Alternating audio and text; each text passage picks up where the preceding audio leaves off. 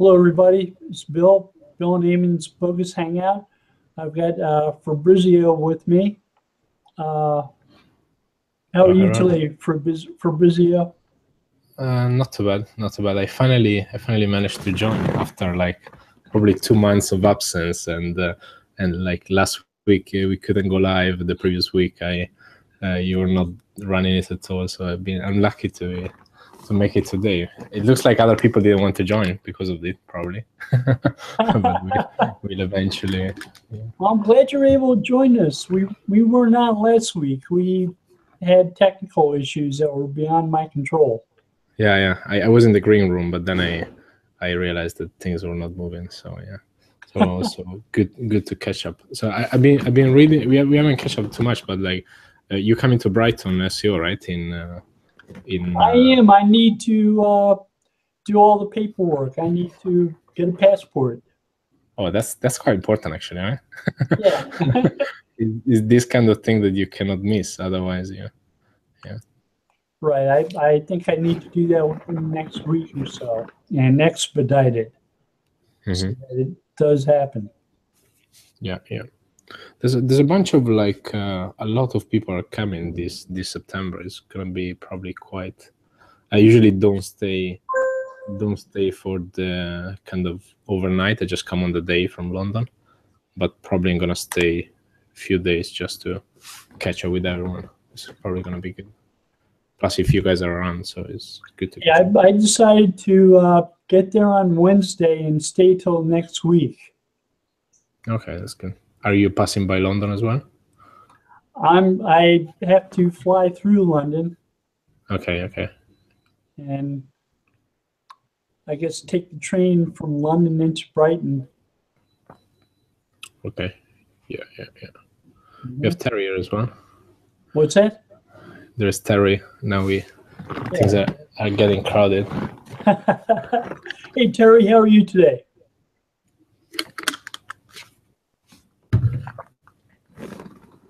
I'm good, Bill.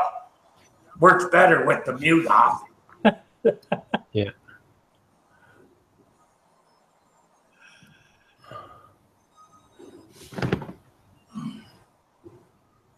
How's things going? You'll do what? How's things going? Oh, good. Getting ready for different events. I was just mentioning I'm going to be headed to Brighton SEO this year. Oh, wow. I've never been to UK before, so it should be interesting. It's a good start. Yeah. Then we only missing Terry. Terry, are you allowed to fly out of and visit us, or? I can't leave Canada. Well, I might be able to go to the UK, but I definitely can't go to the United States. UK safe, right? They told me they'd put me in jail if I tried again. Really? Oh, that doesn't sound good. No. Will the UK let you in? Commonwealth country, probably. Without keeping you? Yeah, they wouldn't keep me. They'd send me back, if anything. United States is the only place I've seen where they actually put you in jail. Okay, that's probably to skip. And they throw away the key, too. Unless you pay. Someone I knew got into that position, and it was a long stay. They came to visit the U.S. and stayed longer than they really wanted to? Nope, they tried to get into the States, and they grabbed them and said, "You're not leaving. Oh, no. Go to jail. Go directly to jail. Do not pass go." I thought they were supposed to send people back without keeping them. Oh, no, maybe it was a charge. I don't know. But this guy, they just said, "We don't want you here, and you can't come back." So we're keeping you. Teach you a lesson. We don't want you here, so we're keeping you here where we don't want you. Yes, that's Trump logic. Yeah. Trump logic? Yes, that's Trump logic. I was wondering if those two words actually fit together in some meaningful way. Trump and logic. Actually, what Trump is doing, the Canadian government has already set up a program for American companies to establish, have people come and work here rather that can't get into the States. So we'll let them in, the States wouldn't. Like, for instance, certain countries don't even bother trying. Canada doesn't have any laws like that. So Trump is scaring them from going to the U.S. and Canada's taking them. Yeah. Yes. In fact, we started programs to help those people move here. And pay taxes. Yes, all high tech.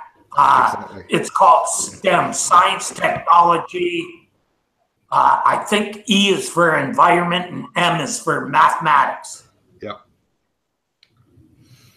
Well, I Now, we guess put 3 posts on it because for the my one client, we see them as a target for open. The M isn't for marketing? Pardon me? The M isn't for marketing?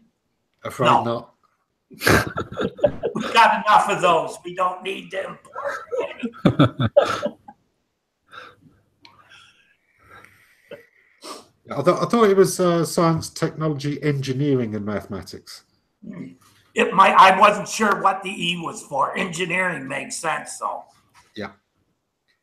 Basically, Jim's written. Yeah, Jim's written 3 articles for our blog, and I've just kind of skimmed them so far. But we're going to make a white paper and stuff too. To really Jim Hedger. get going. Yes. Yeah. Careful giving him white papers. He tends to roll joints with them these days.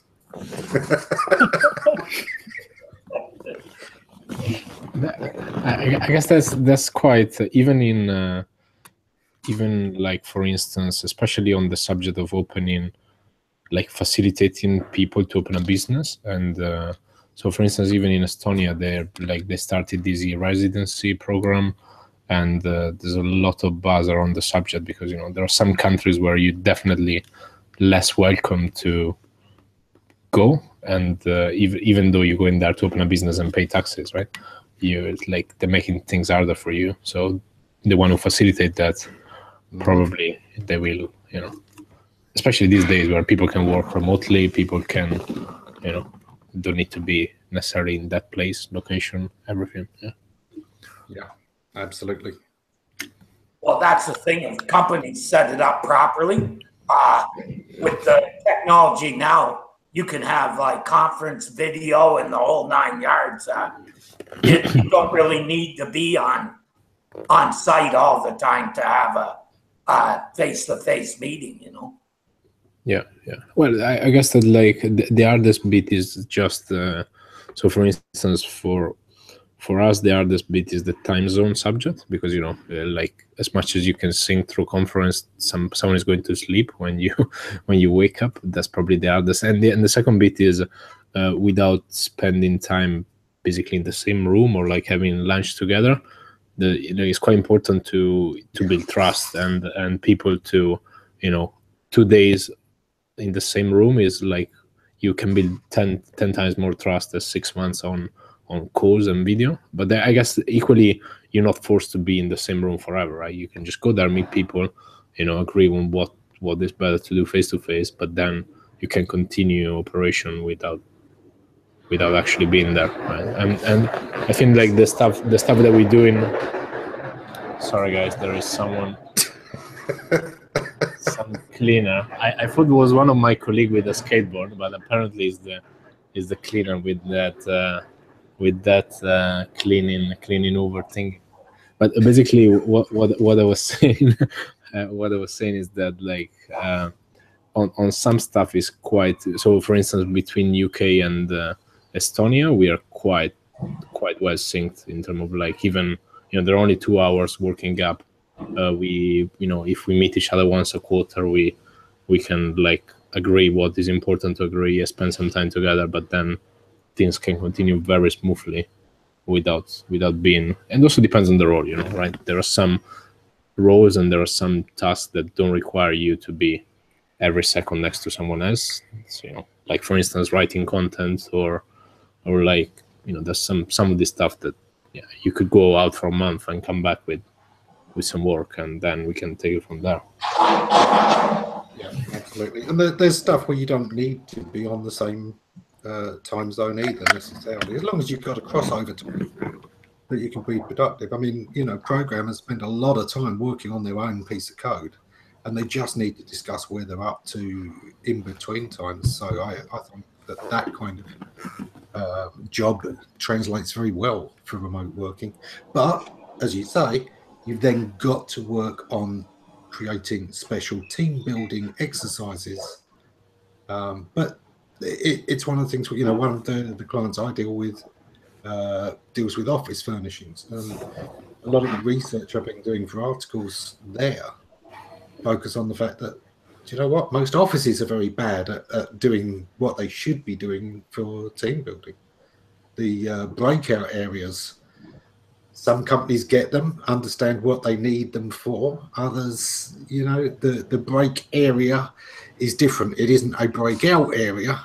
They expect everyone to sit at their desks and you know, do 9 until 5:30 or whatever, and haven't kept abreast of all the research that says actually shorter times working, the ability to change your work environment, all of these actually boost productivity massively. Yeah. And also, like, I agree on the break area. This new office that we have compared to the old one has got probably the kitchen and break area that is 2-3 times larger, and the most important meetings happen in the kitchen.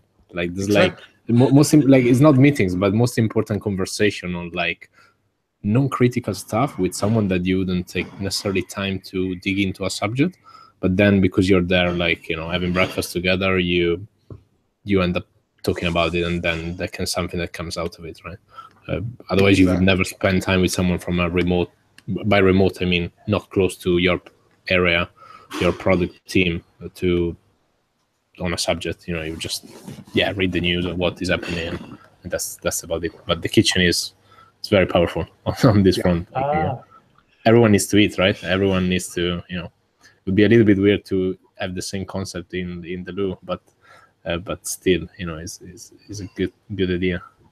Well, the group I work with, we're all remote, so we use Slack to have a breakout room or break room, and we have some pretty in-depth discussions in Slack. Yeah, we have Slack too, but now we're probably at the point where it's getting a bit. I mean, something like 60 rooms, and that backlog of like, if I go on holiday a week, I need to hire someone to read what's going on, right? Yeah. And that's the tricky bit of Slack. But it's lovely, you know. I love that feeling. Like back in time when I was playing video game, there were like this IRC chat where you were spending your days discussing useless subjects around that video game, but they were quite important to build the right groups and the right conversation on. Yes. Yeah. It's, you know, why I still say that the internet's a lot poorer for having lost some of its forums, because there was a level of connection, of team building, of education that happens there that's just never going to happen on a blog. Hey, I have a question about the Hangout. Yeah, sure. This is the second week that the only way to see the Hangout is to be in it, because it's not showing up. It says it's going to appear 7 hours later. Oh, tell me it's live. Right. I'll just quickly have a look on YouTube and see if it's got the right video embedded.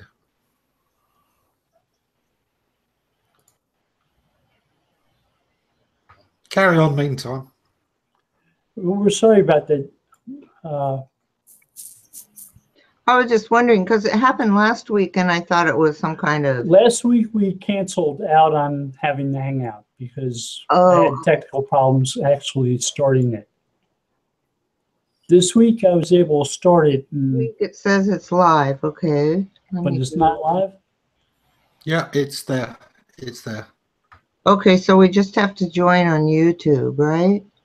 You just can't see it on the Google Plus event page. It's Right. on our page. I'm just checking the Okay. event page now.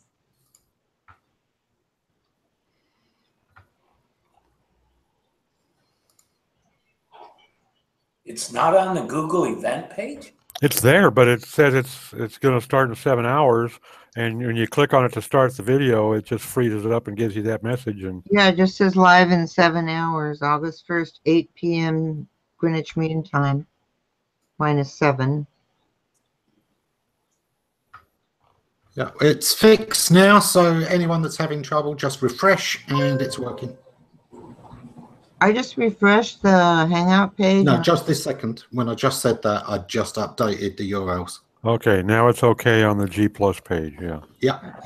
Yeah, it's funny YouTube as well. Oh, there it is. Okay, cool. Oh, I'm really glad that happened because I was like, okay, this is really weird. 2 weeks in a row. Hey, you're pretty good at this, Ammon. You ought to get a job in computers.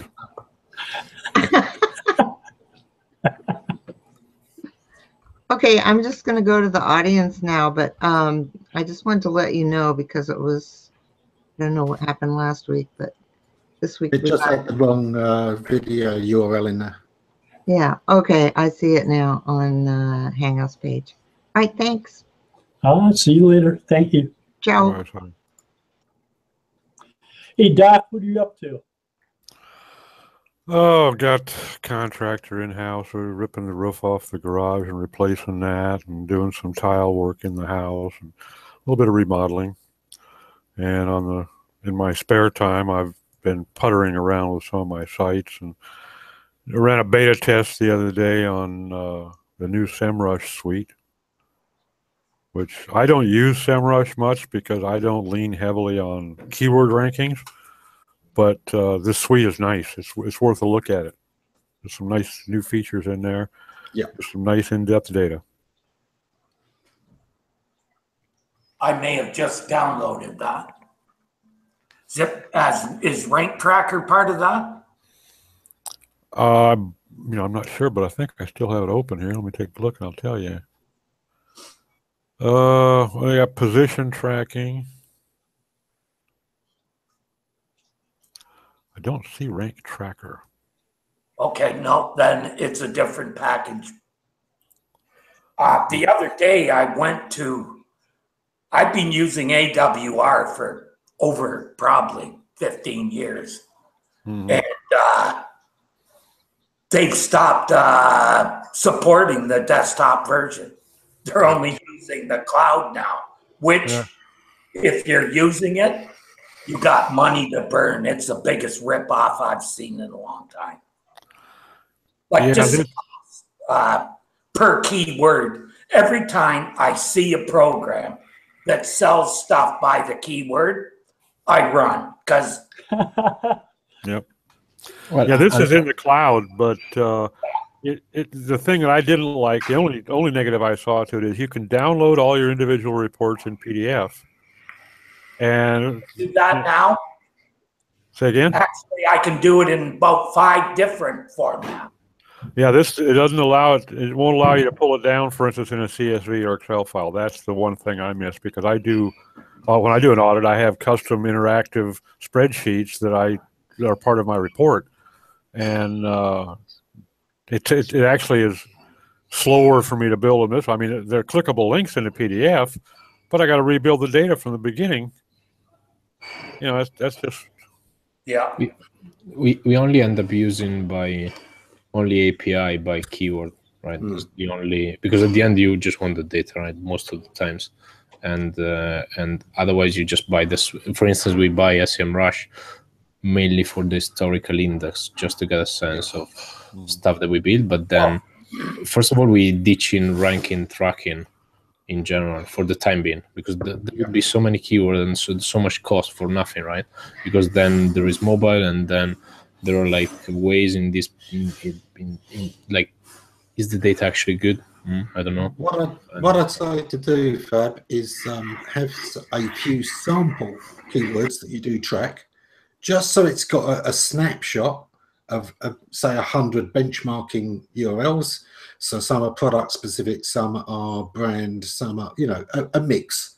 Just so you get a snapshot. Do I need to look at my rankings?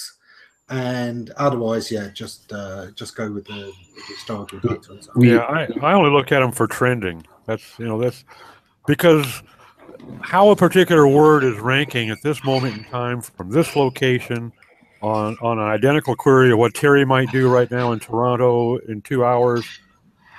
It's so liquid. It just, to me, it doesn't mean much. But if I do, like you say, Ammon, if you take a snapshot and you come back and you look at it in 10, 15 days, you can spot a trend.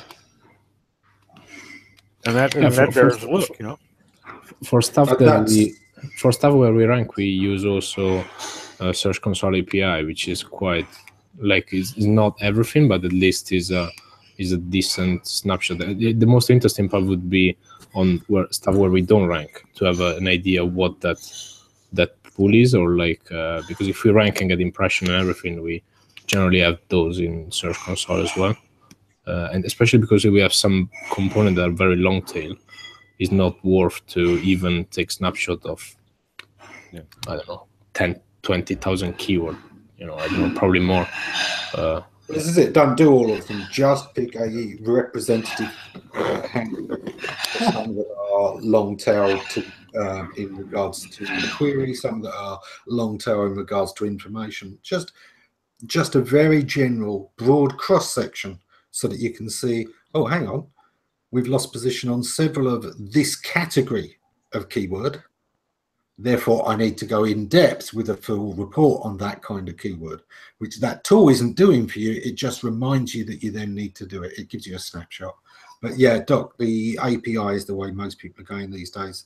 A lot of people are using Google Sheets, exporting the data in that way and creating their own dashboards. Yeah, I can also, because I keep all the reports, I can go back and see where I was ranking 2 years ago, and you know, what was ranking and what didn't then. And I see trends quite often. What I put together is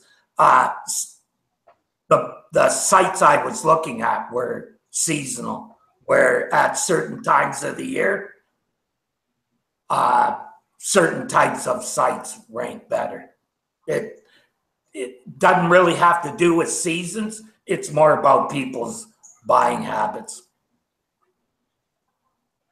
And because they're not clicking on the same stuff that didn't rank as high before is suddenly ranking. You can always see a trend in that. That's why I don't put a lot of stock in looking at a single website. I have reports where I'm looking at 5 or 6 competitors. On top of that, I've been working with these clients for so long. I know which ones are ranking because of links. I know which ones are doing content. I know what they're all doing. I know what I can see trends, let's just say. I'm reminded of a agency I worked for that used to charge by the keyword. Like have a website with 5 keywords, it would be $5,000 a month. Where do you get that job? That was 10 years ago. Yeah, there's a lot of companies that be like that. Wow. That was really big money then. Yeah. I used to do a lot more than just 1 keyword per page. Right. To get rid of bad, low quality content pages and improve content on pages, improve links, make site-wide changes. When I started working with that agency, they were just concerned about individual pages. Yeah. One of the reasons, and I know a lot of SEOs say, you know, ranking reports are useless. Not really, because in a lot of cases, I don't have control over conversions.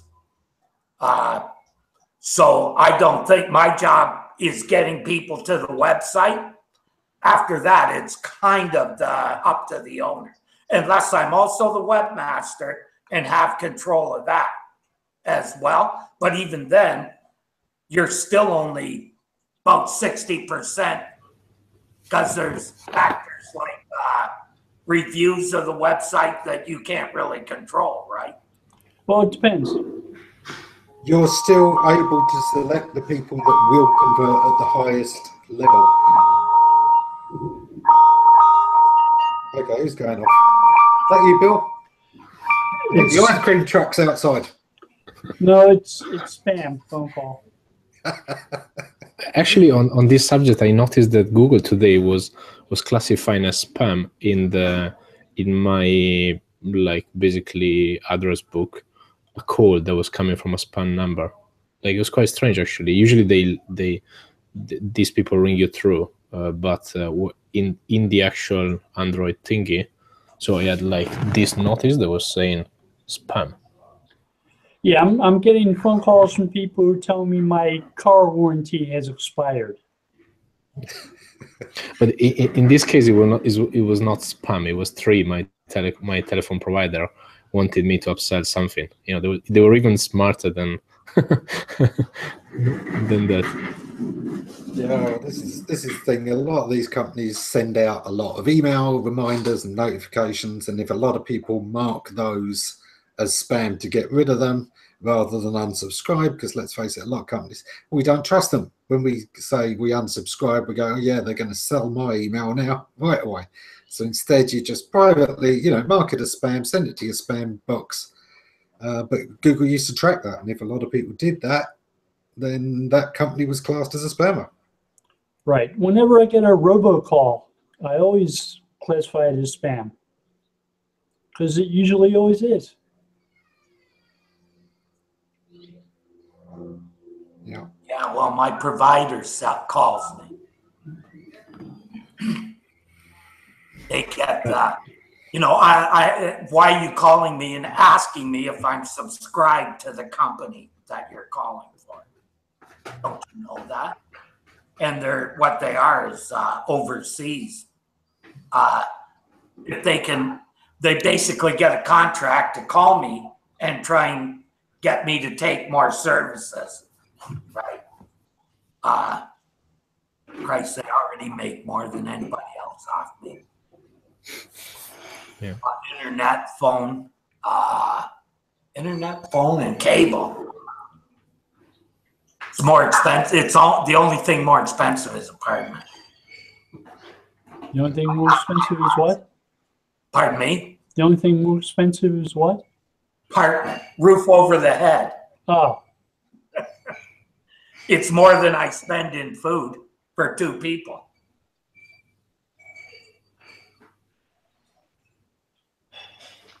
I found some going back to the keyword thingy.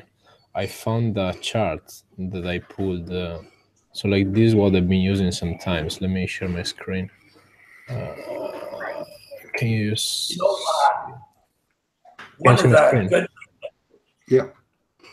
So like this is basically search analytics, pulling this into a database, and then we use Looker to query that database.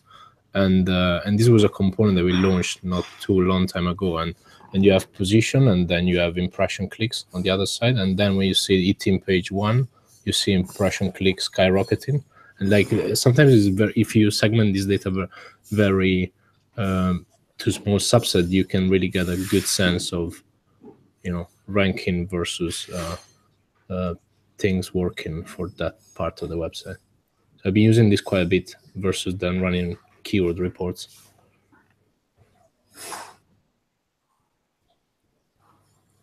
I've been including the Google Search Console impressions versus clicks information in Screaming Frog crawls because it's good being able to see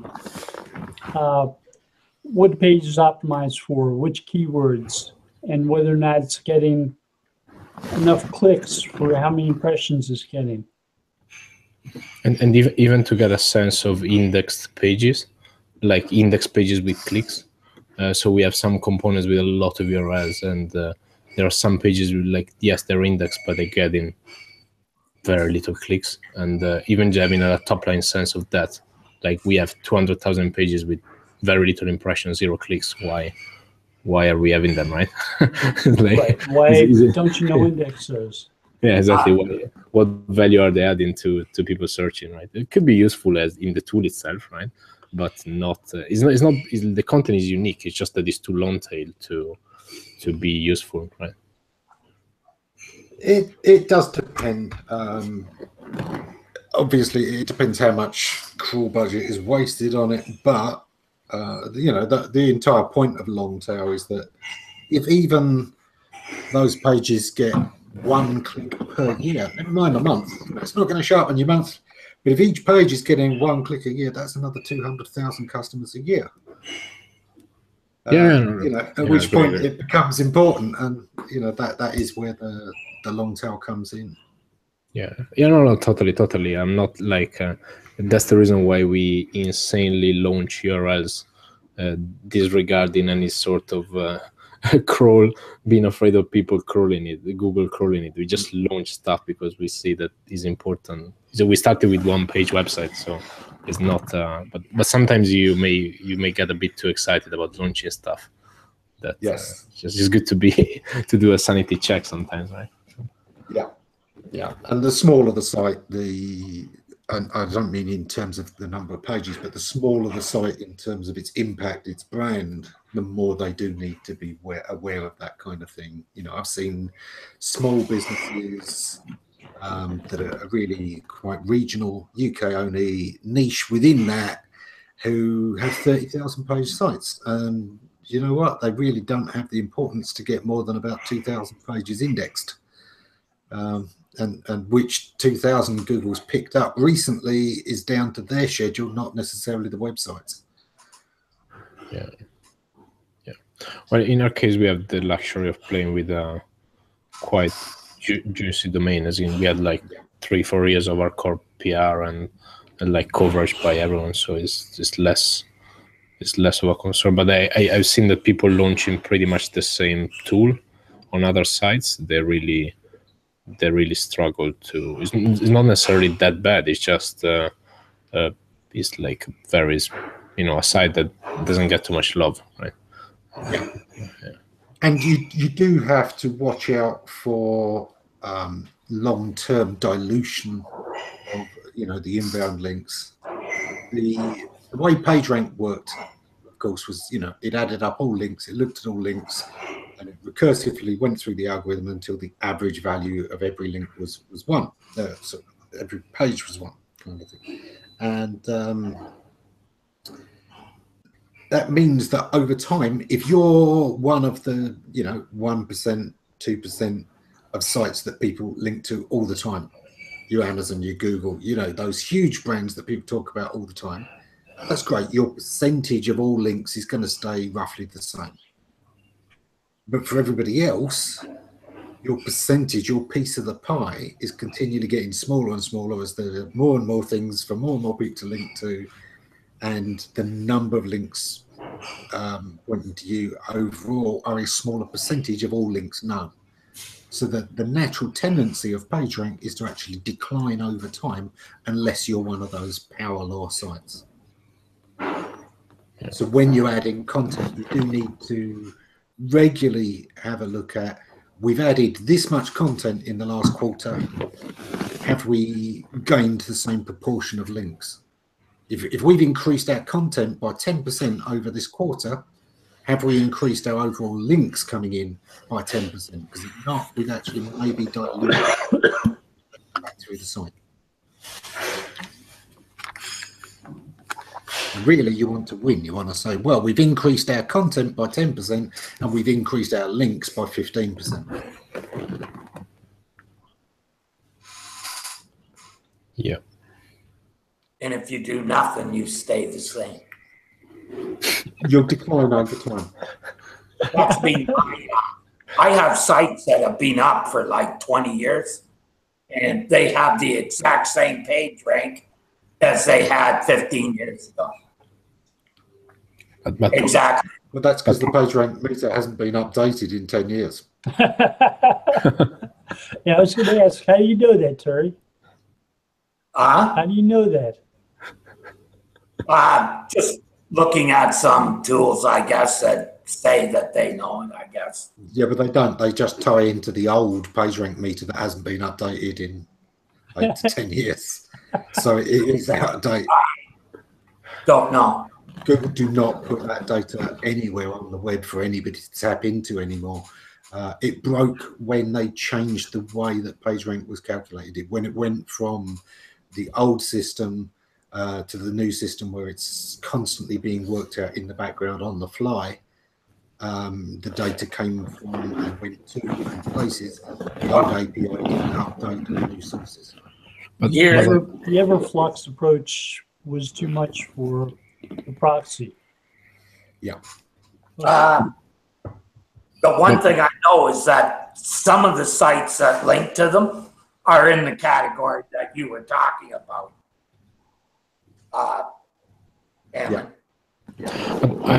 I guess beyond the They kind of stay, because I can set up a new site and link to it from those pages, and they start doing good right away. I guess also Of what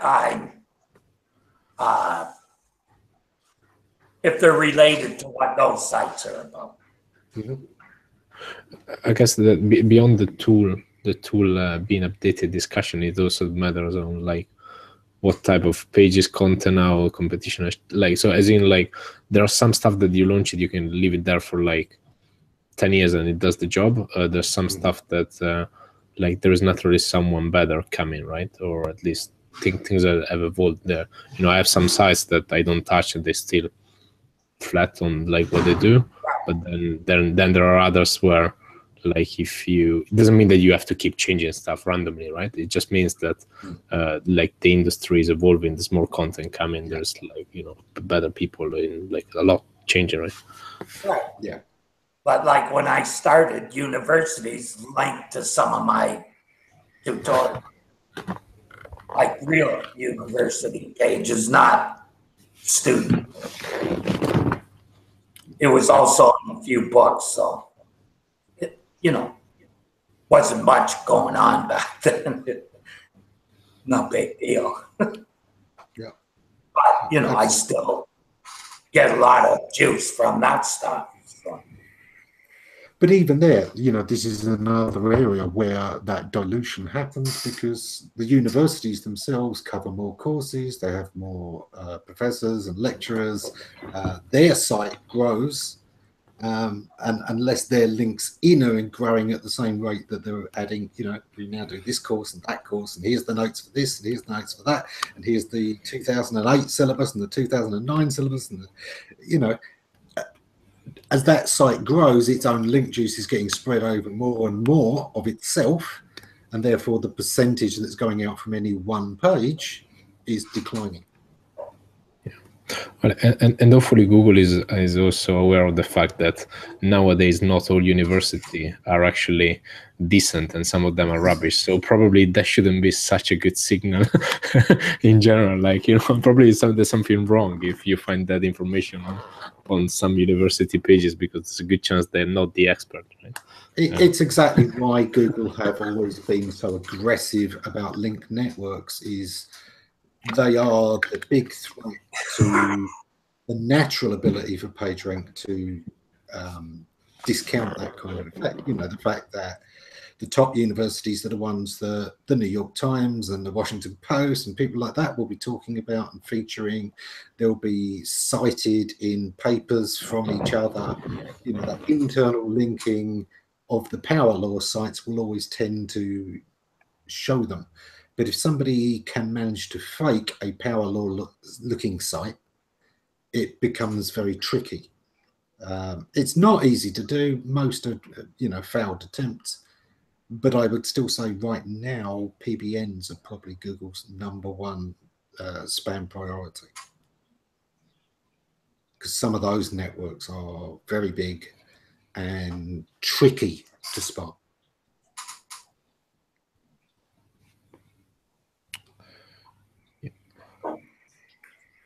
Especially where quite a few of them these days are buying up expired domains that have history and strength.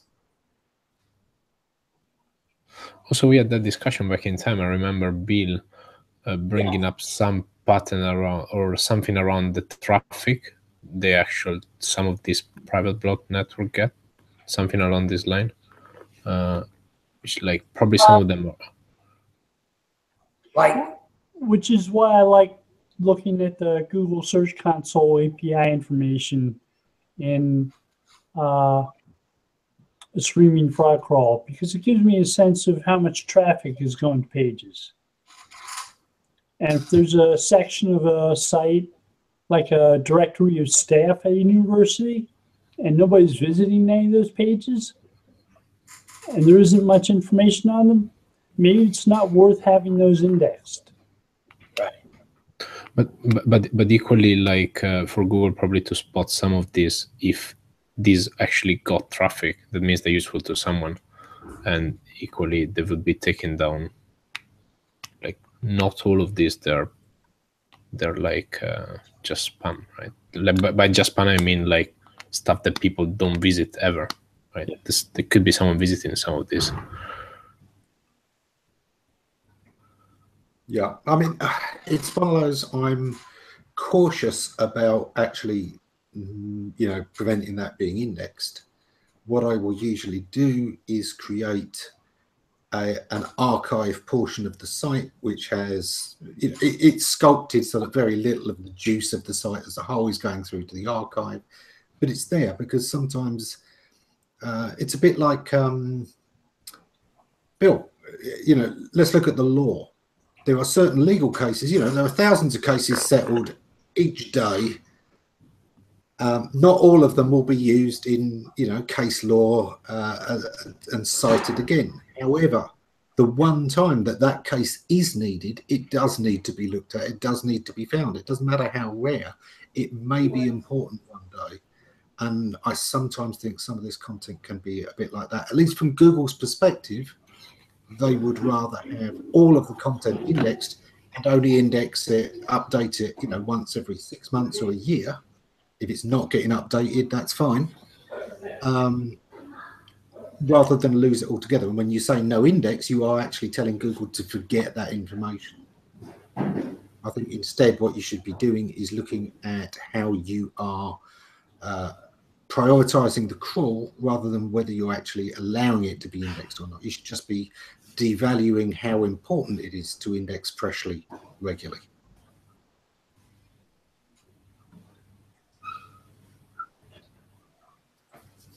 Keep the library complete.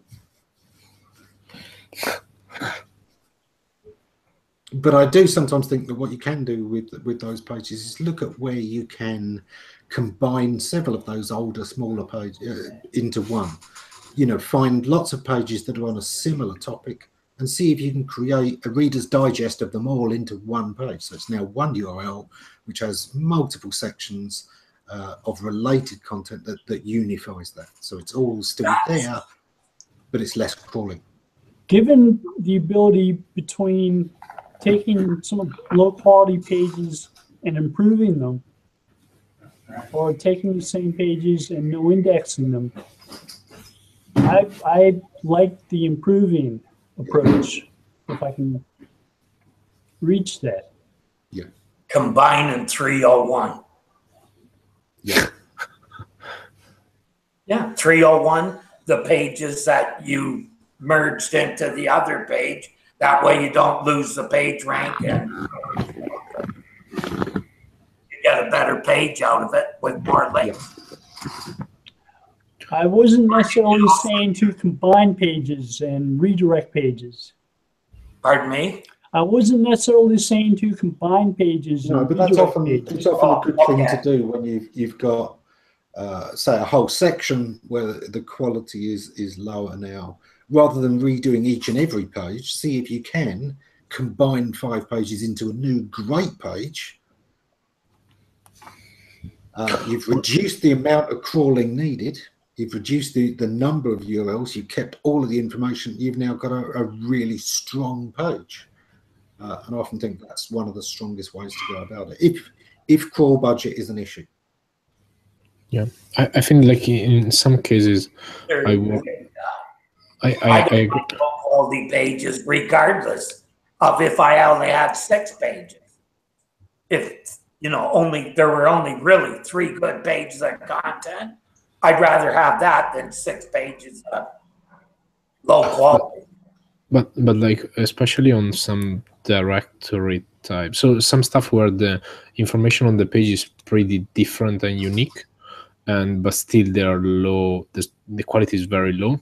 I think without combining, you can figure out how to give more quality and more like relevancy to the same page, just by it doesn't have to be that you manually add unique content to all of them, but there could be some information, something in the UX, something in like the way people use that page, that you make it less all the same, or less, very little info on the page. Well, if you're looking at really old websites, right? Strategies that use let's say abusive long tails, like kind of like what eHow did. You're looking at sites that had that kind of a strategy. You got to combine and throw out, and got a lot of, because they would go like they just weren't very good at targeting their pages with keywords.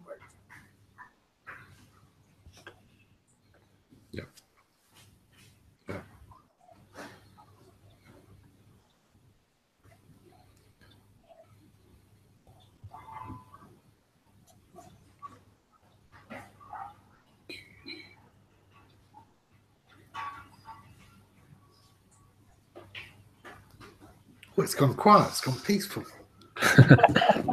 we all checking our phones secretly under the desk, like it's cool, when you try to follow, but you have the phone under the. Yeah, no, it's just you. Yeah, it's just me actually. Yeah. I can't imagine what it would be like to be in school with phones, like high school kids have these days. Yeah, they are not allowed to. Some schools, they're not allowed to have them out in class at all. If it's taken away.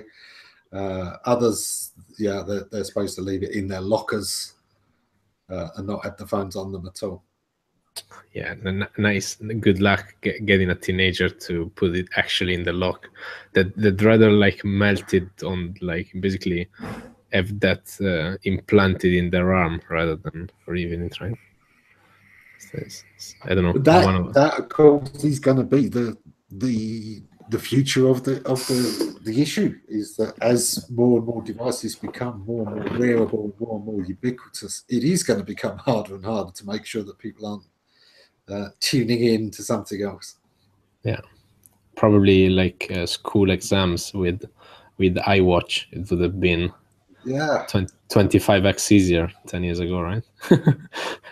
People would never have suspected you having actually. But I remember the first, like it was a big deal even to get the first PDFs on phones.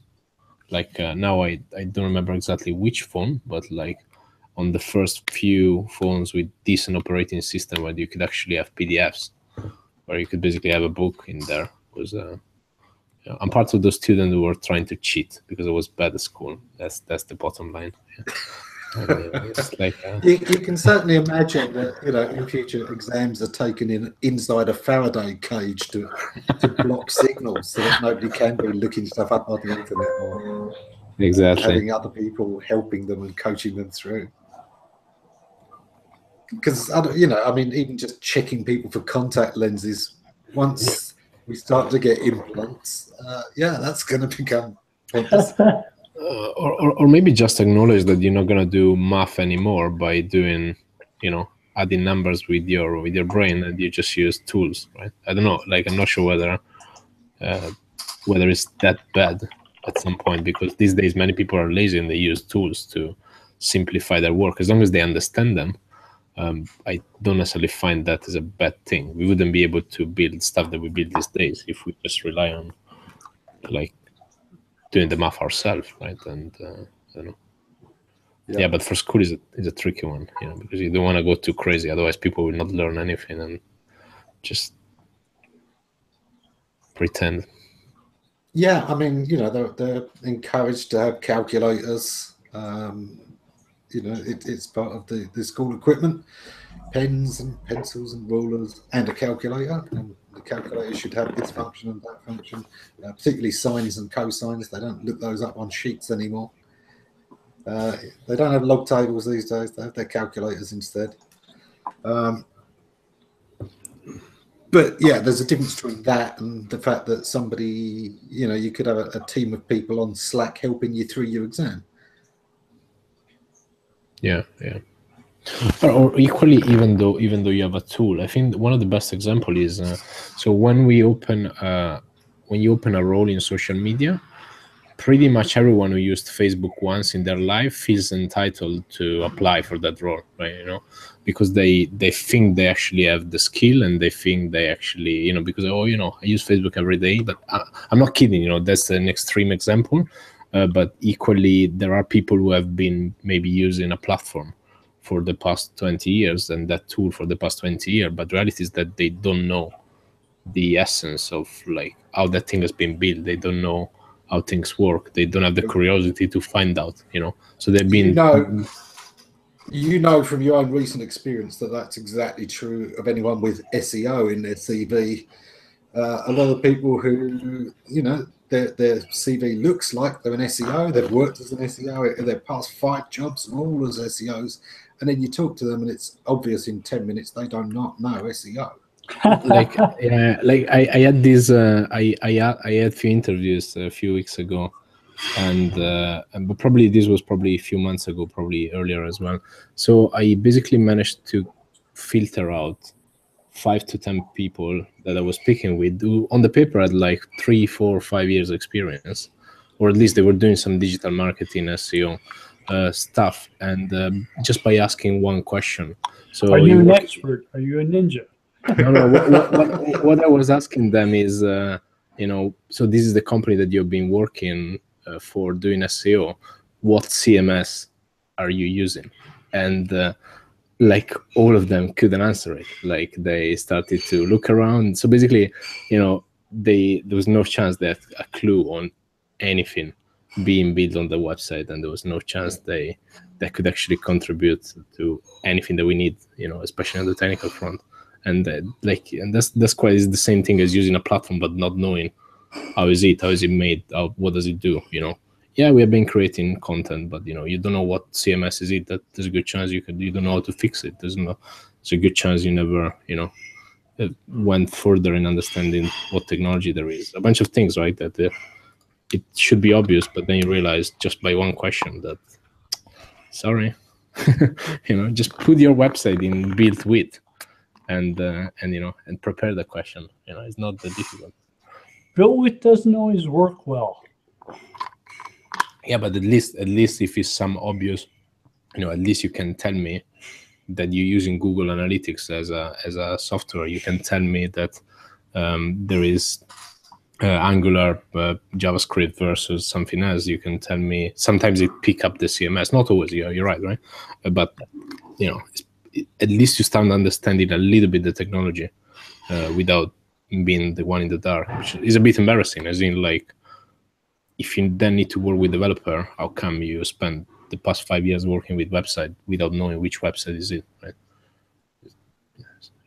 Because mostly what they did was tweet and write articles. And unfortunately, there are a lot of people today who that is their idea of SEO is you write content and then you tweet about it.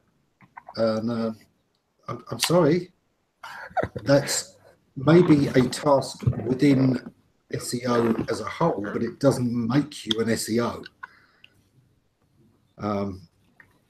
you know, having lunch is part of the engineer's day. It's not part of engineering. Yeah. Although that said, if you can't make a decent cup of coffee, never apply to be an SEO in my companies. I don't care that you only drink Mountain Dew. If you can't make a cup of coffee, don't apply. You won't get promoted by Ammon. Anyhow. You won't get in. But it's a bit impolite to ask to a candidate to make his own cup of coffee and make it for you on the first day, unless you put it as part of the interview process. I feel like something that we actually, like someone was suggesting, like I'm not sure whether anyone did it, but just to test people's personality. When people come in and you ask them, you want to drink water, coffee, or tea? If someone asks for coffee, to bring him tea and see if this person has got because on the very first interview, especially with junior people, maybe you can realize whether this guy is willing to pick a fight on I want a coffee, right? And, but I don't think anyone experiment that is a bit too. No, because it could turn out you lose a really good candidate because he thinks you're an idiot. Exactly. Yeah, eventually, yes. Yeah, well, obviously you would have to tell him at some point, right? If they don't even listen to me at my interview, what chance have I got once they're starting to take me for granted? Yeah, exactly. It was the very first thing I did, though, when I joined All Things Web was, go in, make everyone a cup of coffee, because I was the new boy. It didn't matter that I had gone in with the title, director. And I think it's important sometimes for team building, going back to what we were saying earlier, that people know that you're willing to take your turn, that you're willing to be part of the team.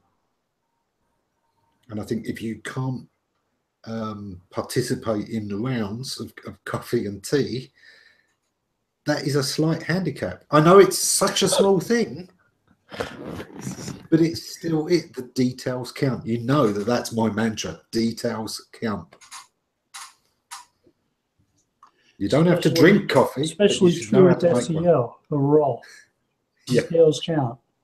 Yeah. We're almost at time, so I suppose we ought to do a round of what everyone's up to. Bill, kick us off. I'm in the midst of trying not to have too many audits at the same time. Good luck. Just reject them. I'm working on that. Yeah. It can be tricky. They're fun, but yeah, they are time consuming, and of course, because they are one of the default things that companies need at the start and at certain points of the ongoing campaign. Right. The project manager sends me an email. Bill, we're migrating this site at the end of the month. We're in a hurry with it. Could you speed up an audit on it and get it done by Monday? And I sent an email back saying, I have another 2 sites I have to do audits for on Monday. No, I can't do it. Exactly. Do you want an audit or do you want a quick once over? Because if you want a once over, I just looked 10 seconds ago. It looks fine. It's pink. Right. Yeah. Yeah. I did used to try and scale audits to suit the budget of the client. And I still do that where I can. You can say, well, you can only afford for me to take this much time, and I will look at the most important things I can within that time. But it is therefore a snapshot, not a full in-depth audit. But sometimes that's enough to at least get them started, because as you know, with the smaller clients, it's often more important that they get started and get going than that they get it all right. There's time to build. Whereas other companies, it's mission critical that everything be right the first time, especially with something like a bigger migration. And look, this audit is going to take as long as it takes. And that's that. You can't shortcut it. The only tricky part is when there are some. So, for instance, like right now, we are pretty much fully in control of everything that is changing. But like before, like when I was working in agency, there were some decision being made at higher level, as in by tomorrow we rebrand and change domain, and we have to go public. I don't know, all these kind of things, and then like they forget that there is one stakeholder, which is the guy actually helping you not to make this site tank. And like who should have a say on like how long is it going to take, and how difficult is it, how such of a good idea is it. It's always the people never end saying that, but it's always the subject of not being late at the party, right? Not being the last. Let's look at this after the decision being made, a lot of stuff, right? Exactly. That's why it should be programmed in at the start that the date everyone else finishes is a week before, so that you've got a week, and that's been penciled in at the start. That the last week of this project is you going through and checking it all off. The same as it doesn't matter how long it takes you to write your content. If legal's got to sign that off before it goes live, and legal are going to take 2 weeks, you don't think about the fact it's going to take 2 weeks. If you're late, doesn't matter. 2 weeks is after you've submitted it to legal. They wouldn't, think to argue with them. They shouldn't think to argue with the SEOs, because we are the technical version of legal. In our case, the way we try to solve this is by embedding and giving as much ownership as we can to the actual team, so no one is actually making business decisions that impact SEO for us. No one is making even on the legal front, we sync with legal on legal guidelines, but it's our call to take the risk on that. We don't need to rely on like central web team, but we have our own devs to do some stuff. And the more you're independent, the more there are not excuses, right, for you to not be at that party. It's just your own thing, and like there's some stuff that you do together with other teams, right? It's always happened, but at least you can avoid a lot of this back and forth, right? Meeting, discussion, if it's just you, right? Yeah. With everything that you need, like having everything in the team is so important, because you don't really like even prioritizing what is important, what is not. Is like it eliminates all the excuses. You either do it well or you either, but you cannot just call upon another bunch of the company to justify why that thing didn't work. Why, That said, to continue our wrap up, what are you up to this week, Fab? Not much. Actually, there's a lot going on. Just not much new, I would say. Is mainly onboarding new guys, because we finally been through like a round of hiring, and before the next one, we have to make sure that the new guys are well integrated in the team. We went from a one-man show to building a team, so it's taking a bit, but that's exciting. It's better than being alone. I can speak to someone who understands what I say. Now there are actually 3 other guys who do, right? So which is like good. So that's my week pretty much. Terry? Let me see. I'll be working on a site, very old site that I'm going through the content and basically doing what we talked about, merging and 301ing and changing the strategy. All the content, none of it, only very little of it ranks. So it's going to be, instead of trying to build content that is not going to probably rank for whatever reason, divided into 2 sites, makes more sense. Yeah, I've been working on the deck a bit for Brighton SEO and deciding exactly which myths I'm covering. Suddenly been a spate of other articles sort of covering how domain authority is nonsense. So I'm half worried that people are going to be fed up with the topic by the time we get around to September. Martini Bust just did a very good article on the subject.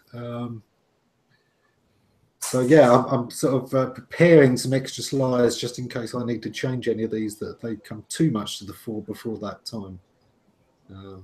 But yeah, I still think it's one of the important ones, and people do still miss exactly where it came from.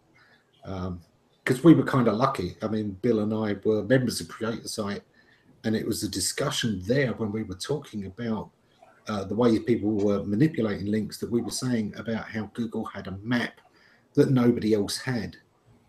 And I know that was one of the things that inspired a couple of people to think, what if we built our own map? And that is where some of the link indexing tools came from, and the idea of building your own link analysis and your own link graph. And of course, you know, things evolved from there. Anyway, thanks a lot, everyone, for joining us. And Bill, talk us out. Okay. I started the Google Hangout on Air session by asking some questions about SEO. And one of them was, what questions do people normally ask you about SEO? And I was thinking about the ones I get. And people still ask, does Google use PageRank? I think they do. Oh, yeah. I think we're going to close out the green room talking about whether or not PageRank is still used. So thanks, everybody. Take care.